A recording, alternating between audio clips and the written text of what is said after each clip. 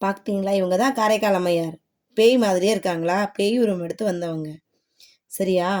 கண்ணப்பர் பார்த்தீங்கன்னா, தன்னோட உடல் பாகத்த தான் தந்து என்ன பண்ணாரு, தன்ன கண்ண பிடுங்கி தான் பக்தி செலுத்தினாரு.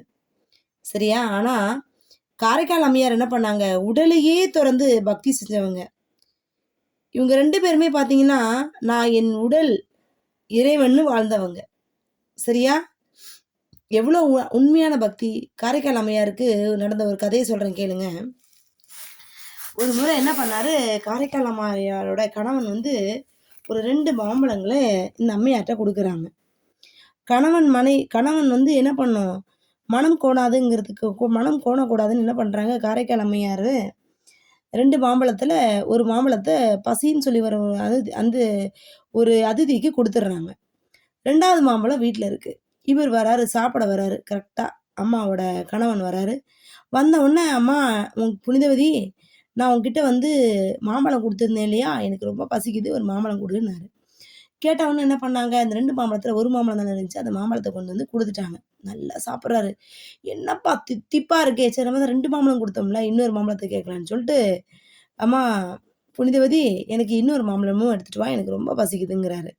அப்ப அம்மாவுக்கு என்ன பண்றதுன்னு தெரியல. ஐயோ! நம்ம என்ன செய்றதுன்னு சொல்லிட்டு யோசிச்சுக்கிட்டு என்ன பண்றாங்க, அந்த எம்பெருமான் ஈசன நெனச்சு, "ஐயனே எனக்கு ஒரு மாம்பழத்த குடுங்கன்னு" கேட்டாராம். கேட்ட உடனே என்ன ஆச்சு தெரியுமா? திரும்பவும் அதே மாதிரி மாம்பழம் உருவாச்சாம். அந்த மாம்பழத்த போய் குடுத்தா, அது இன்னும் சுவையா இருக்காம். எப்படி பாருங்க. இந்த மாரி அதிசயம் எங்கேயாவது நடக்குமா? இதுதான் உண்மையான பக்திங்க. அப்படி உண்மையான பக்தி செஞ்சவங்க தான் யாருன்னா, இந்த காரைக்கால் அம்மையார். சரிங்களா? காரைக்கால் அம்மையார் வந்து பார்த்தீங்களா, உடல எப்படி பேயா மாத்த முடியுமா நம்ம?